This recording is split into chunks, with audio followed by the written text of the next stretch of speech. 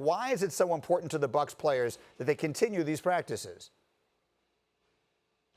Greeny, because come fall, nobody's going to care if Tom Brady did not get reps during OTAs and he did not get mini camps. This is a team that last year wasn't even part of the playoff conversation. Now people are talking about Super Bowl. They have so many expectations, and they understand the weight of that. That's why they're all getting together. And if you listen to Tom Brady when he first got to the Buccaneers earlier this offseason, he continued to say, I've got to get up to speed. I've got to get up to speed. This is his first time playing in a new offense, in Bruce Arians' offense. He's got to get assimilated with that. He's got to get chemistry with new teammates.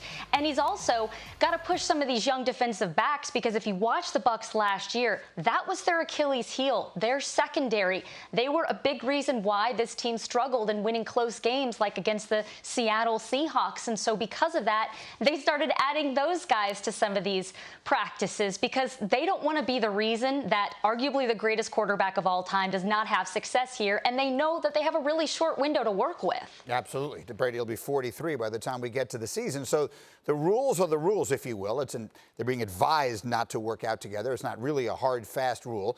These players are clearly ignoring that. So now what happens? I've spoken to the NFL and I've spoken to the NFLPA. It sounds like no fines are going to be issued or anything like that. They encourage players to follow guidelines imposed by their state and local government, and also from medical professionals, including the NFLPA, whose own medical expert weighed in on that, as you said, advising players not to have these group workouts. And you see the impact of foregoing that advice with what happened with the Colorado Rockies, with 3 players testing positive. Now what for them? And so really it's about optics. This is a community in the Tampa Bay area that has struggled with following guidelines, so much so that they had to issue a mandatory mask ordinance where fines are now being posed on residents if they don't comply with that. So you would really hope that someone like Tom Brady, who's in such a heavy position of influence, not just locally but globally, you would hope that him and his teammates would understand that and understand the optics of this, that it's not necessarily a good look for them to be doing this.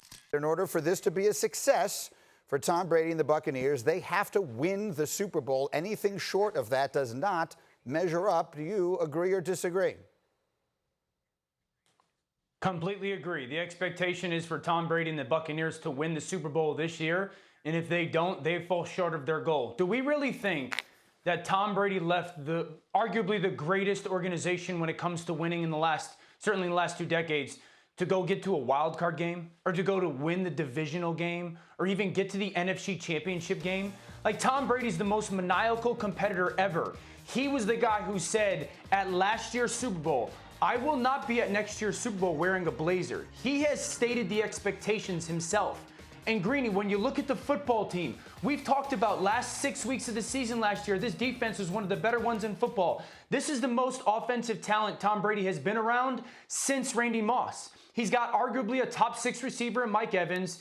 He's got arguably 2 top 12 receivers if you add in Chris Godwin. He got one of the greatest tight ends of all time to come out of retirement. They moved up in the draft to take a tackle. Like, this is, anyone who says that this team just wants to make the playoffs has not paid attention to Tom Brady the last 20 years. It is Super Bowl or bust for the Tampa Bay Buccaneers, and they're capable of doing it. What a great pop from Hembo, by the way, while you were talking. Brady has won 27 playoff games and 5 Super Bowls, by the way, since the last time the Buccaneers organization won a postseason game.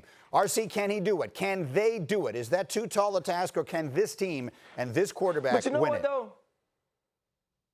Can I talk about how mad I am at you and Dan? Please. And it's Tom Brady's fault. It's Tom Brady's fault. Here's why. Because Tom Brady's been to 9 Super Bowls in the last 2 decades, y'all think, oh, it's just easy. Tom Brady always gets to the Super Bowl. Tom Brady has messed all of our heads up. We don't remember how hard it is to get to the Super Bowl, or how many great Hall of Fame players don't have rings. This team wasn't even in the playoffs last year. So if he gets them into a deep Super Bowl or deep playoff run, this is a success.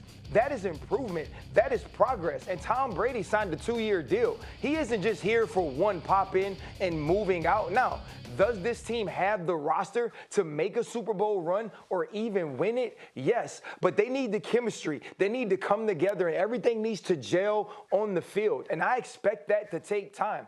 This team will be an extremely hard out in the playoffs, but to think that they have to win the Super Bowl or this isn't a success is just unfair. It's just not true. Tom Brady, I get it. He says he doesn't want to wear a blazer at the Super Bowl. So maybe he just doesn't have to come, but he doesn't have to win it for this season to be a success. Go ahead, Dan. What, Dan? RC, this isn't about fair. We're talking about Tom Brady. We're talking about playing quarterback in the NFL. There's nothing to do about fair here. Whether it's fair or not is in the conversation. His expectation is for that team to win a Super Bowl. I know this. One of my favorite shows is Billions. And every time I put on Billions, my expectation is an amazing episode. Why? Because Paul Giamatti's in it, and he's one of the greatest actors of all time. Every single time I cut on that episode, I want a great episode. Every time Tom Brady takes the field, I don't care if it's with the Bucs. I don't care if it's with the Westport High School, Staples High School football team. His expectation is to win the football game and go win a championship, RC.